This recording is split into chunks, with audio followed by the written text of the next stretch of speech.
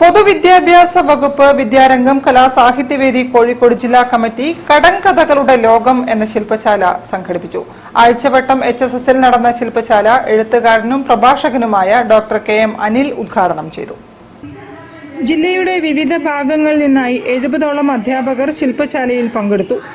കടങ്കഥയെ ആഴത്തിലും പരപ്പിലും അറിയാനുള്ള ഈ ശില്പശാല കേരളത്തിൽ ആദ്യമായാണ് അധ്യാപകർക്ക് വേണ്ടി സംഘടിപ്പിച്ചത്.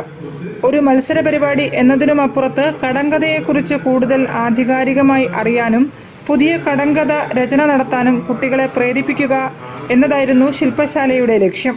ശില്പശാല എഴുത്തുകാരനും പ്രഭാഷകനുമായ ഡോക്ടർ KM അനിൽ ഉദ്ഘാടനം ചെയ്തു. കടങ്കഥ എന്നതിന് പകരം കടകവിത എന്ന് മാറുന്നത്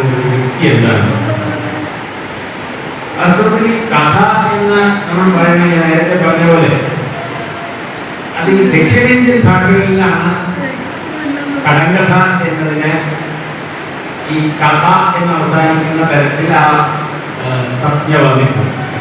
കൊടുക്കുകടലും വിടുകഥയും അതിലൊക്കെ കഥ. ജില്ലാ വിദ്യാഭ്യാസ ഉപഡയറക്ടർ മനോജ് മണിയൂർ അധ്യക്ഷത വഹിച്ചു.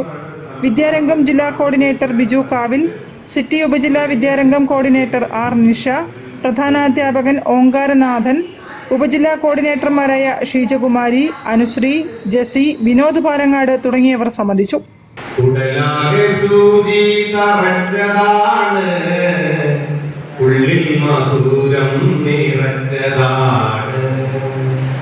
ഉടൽ മുറിഞ്ഞെന്നാൽ അടുക്കളയിൽ നിറയെ സുഗന്ധം പരന്നൊഴുകും.